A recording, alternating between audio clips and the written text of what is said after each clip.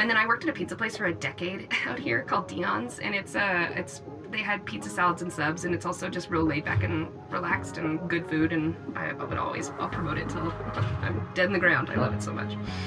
You're listening to Comedy Ghost Town, where we investigate why Albuquerque, New Mexico has no designated stand-up comedy club. My name is Sarah Kennedy.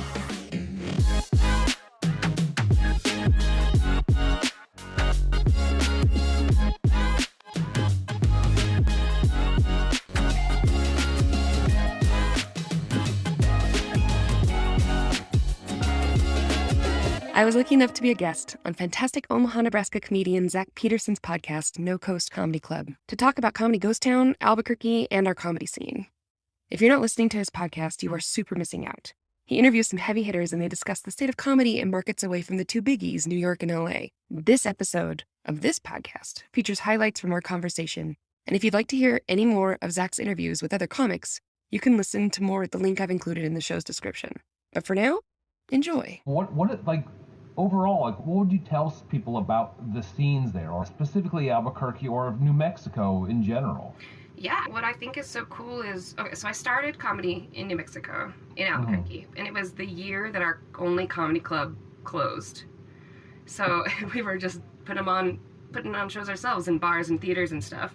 Yeah. And that's just exactly what it is. It's like a super DIY scene, and I left, and I actually went to New York for 5 years, and then I moved back because I love that community so much, and I just love the kind of comedy that we get to do there is so interesting, because this is how I describe at least the comedy in New Mexico to other people. But do you know how, like, on Australia, all of the animals evolved without any influence of the other continents? Like, you get like a duck-billed platypus because it's so isolated. We are 4 hours away from the nearest big market city. So all the art that happens in Albuquerque kind of happens in its own special way, for its own community and for its own self, and it's like pretty isolated in that way. But it's really unique and cool and exciting.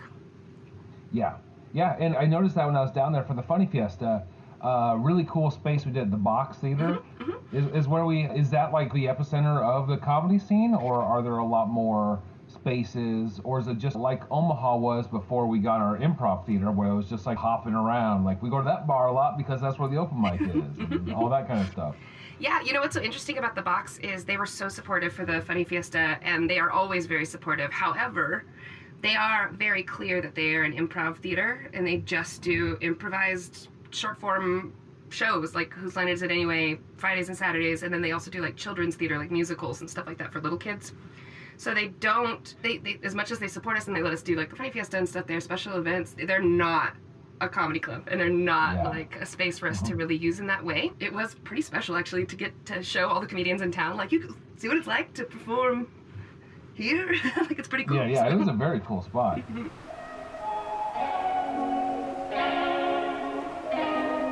What are some of the other spots that everyone performs at around town? So there's been this big push in Albuquerque lately, and I think a lot of other towns have it too, but we have multiple, almost like food court spaces, where it's like a whole bunch of restaurants all share like a big warehouse together. So there's a take on that in Albuquerque, where instead of it being just a whole bunch of restaurants, there are multiple restaurants under the roof, but it's multiple entertainment spaces. So there's like a big sports bar, there's gonna be like a big music hall, there's a patio where there's DJs, and then there's a space, and it's for dueling pianos, and it happens on the weekends where they just pull out the two pianos and everybody plays together. But on Wednesdays, they let us get in there and have comedy, and it is by far, it looks like the House of Comedy in Phoenix. It's what it reminds me of. It's got like that kind of vibe to it. And when it's packed, it's nice for comedy, and the shows can be so good there, but they are not willing to give us a club or turn it over. Yeah, it's funny that Albuquerque has a space for two people playing piano at the same time, but not stand-up comedy. Yeah. It's like, can we do a show? I don't know. Are you two people playing piano? Exactly. I'm saying it's going to be BYO piano.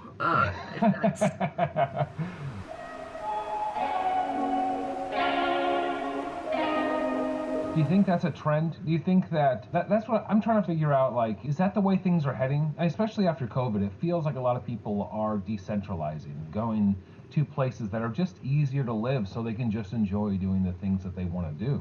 I hope that's the trend. I think I say this a lot, but stand-up comedy is the quickest, easiest way to have your worldview and your culture and the world around you reflected right back to you. So you should have a very local scene that you engage with, because they are the ones who are in your communities, shopping at the same stores that you're at, seeing all the same stuff, and they're also observing the greater cultural stuff that's going on too, and you get it all back at you when you go to a comedy show, and hopefully you laugh. So yeah. Yeah.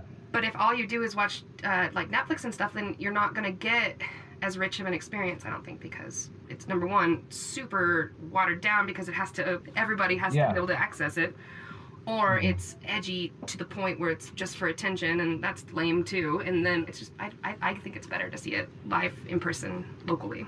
I agree. No, to convince me. Okay, Albuquerque, I know my answer to this question, but this is one of the questions I always, like, near the end of the podcast, I always want to, like, get people. It's the most important thing to me when I travel. If I'm going to Albuquerque, I already know this answer for me, but where would I eat? Like, where would you suggest to eat? Because I had a sandwich, and it was incredible. But what would you suggest? So there's a place called the Frontier, and it's like right by the university. It's a real college haunt kind of space, and it's really cheap food, but it's very good and very authentic. If you want the best breakfast burrito in town, them are their sister restaurant, which is called, what am I blanking on it right now? I eat there like every day.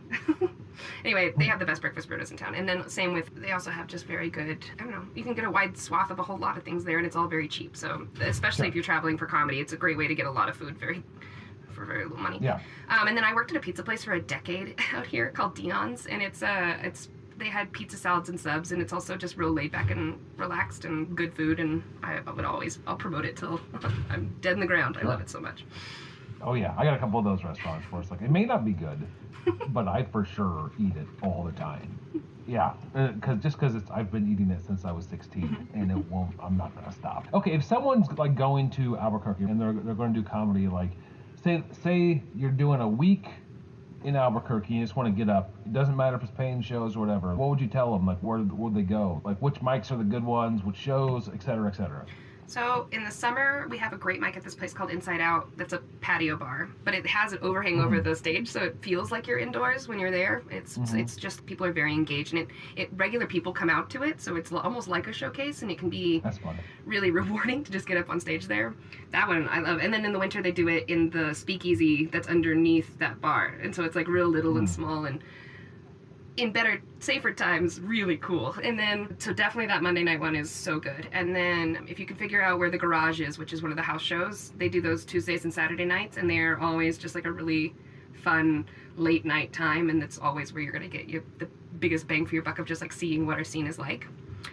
And then if you want to do like a showcase, getting with a local producer and either doing Wednesday at that Rebel place, which is the dueling piano bar, that place is great and you'll have a good time there, or having a show put on for you special. We do that a lot too. Like we had just randomly Kyle Kinane was just driving through and we were like, oh crap, like and we just put him up at this place. It's like a restaurant / an art space, and like it only seats like 40-50 people, but we had no notice, and he was just like, this place is cool, I like this place a lot. It was really nice. But that kind of stuff, we did the same thing for Jake Flores and Avery Moore when they came through. We just put them at Cosmos, which is the art space, and that was a venue too for the Funny Fiesta, I think the second week, but it's pretty neat. Yeah, I did everything in the box. I was like 2 blocks away from the box in a hotel, and that area, I know. And yeah, I walked there at night, and I was told not to, but it's like, it seems fine. I don't know. It's like, you're walking at night? I'm like, is it bad? It was fine. That's where I live. I live downtown, so I walk around at night too. It seems fine. I don't know. I have no idea. No. Yeah.